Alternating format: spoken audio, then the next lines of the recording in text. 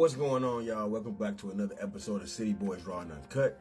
Today I wanted to hop right into a comment that I saw on Instagram. It was a post from the spiritual world. It was in reference. They made a video or a post or something. I don't know if I saw this. Somebody sent it to me actually. It was about the NFL draft. I believe it was around April 25th or April 26th, and some of the girls were actually mostly black women were upset that, a lot of the black players that are being drafted are accompanied by white girlfriends. And I wanted to read one of the comments. So the first comment on this post says, "Not even gonna lie, seeing all black athletes with white girlfriends at every draft makes my blood boil. It's borderline shameful." Okay. I'm gonna dive right into this, man. What makes you think that's because he's black that he has to date you? That's what I want to know. Why does he have to date you? Just because you're black? So you guys can have nothing in common but being black, but he has to date you. And here's another thing too, man. A lot of these dudes that are in college that go to the NFL, they tend to live in suburban towns and go to suburban high schools and private schools where there's a bigger population of white women around them. There's not really a whole lot to choose from when it comes to black women. Like if we look, for example, look at the Bronny James. He went to prom with a white girl and had all these black women going nuts. They were going nuts. They were losing their shit. But listen, at the end of the day, Sierra Kanan is 90-something% white. Maybe he didn't find under the rest of the 10% or 5%, whatever percentage of his girls, maybe he didn't find them attractive. Maybe he didn't have anything in common with them. That's the thing that some girls need to actually think about. And not only that, but like a lot of these dudes that play ball and shit, you guys don't look at them like they get dated in high school, they're popular and all this, but you guys don't really, you gotta write them off a lot of the times. Oh, he's just playing ball. He's just doing this. He's just doing that. I don't have time for that. I need me a man that can fly me out right now. A lot of these football players, I'm telling you right now, I played basketball and I played a little bit of football in high school, but I played basketball for the ABA and all that. And these dudes that are in college that play ball are mostly broke. I'll tell you that right now. A lot of them be broke because college loans are crushing. Not only that, but let's say even if you are under a D1 scholarship. You're under a D1 scholarship, right? And you got a nice car and everything, and likely you might be getting paid a little bit under the table. But at the end of the day, you're not making enough money to really to afford a girlfriend like that. Not the ideal lifestyle that they want. They want the Instagram lifestyle. You know what I mean? You want the pro athlete lifestyle. You want that lifestyle that I already made it lifestyle, and I ain't got it right now.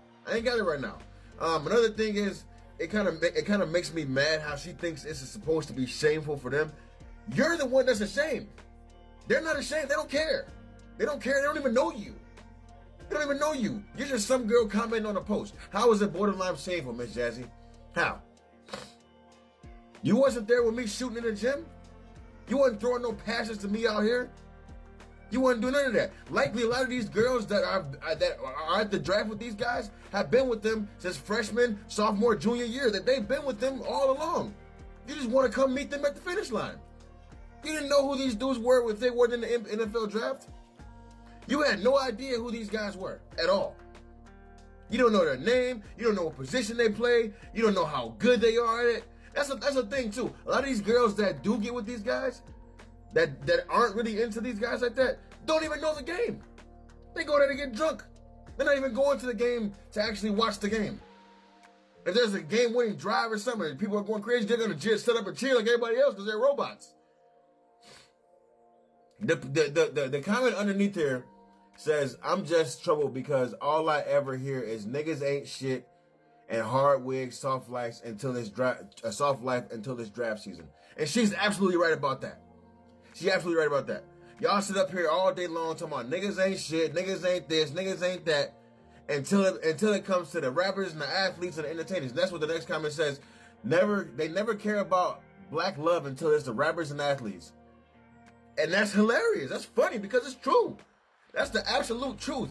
You guys don't care nothing about no type of black love if the guy's pockets ain't can't afford you a Birkin or a Mercedes-Benz G-Wagon or some shit like that. Like your expectations in reality it's so overblown and crazy. Like it's insane, man. And that's another point I want to make as well, man. Like I said, whenever they're just guys in college that are playing ball, the top girls ain't checking for them. They might be getting hot girls at school. They go to school with them, maybe in other universities too. But these top girls ain't really checking for them until they cross the finish line. And that's the sad reality of how these girls think. They want you to sit up here and think that, oh, well, as soon as you get rich, I deserve you. What have you done to deserve me? For real, what have you done? Hell, a lot of the time y'all be not even up to par. Like a lot of the girls that talk like this, that comment and say this certain shit or have this certain mindset, y'all don't even be up to par body-wise.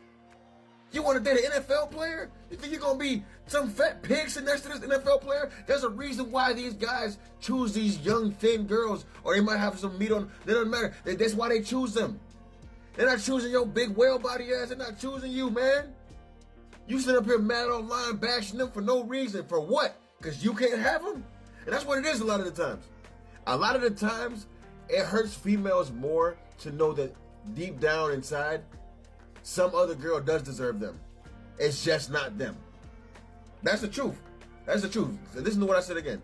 Some girl does deserve what he has to offer, but it's just not you. That one hurts. I know that one hurts. That one hurts, especially black women, so bad. I'm sorry. I love my black women. I love my black sisters. I got a black mama. I got black sisters. Listen, man. I'm a little sick. I apologize, y'all. I'm not even sick. It's just mostly allergies. It's allergies. Shout out to the good stuff, man. A little bit of cognac.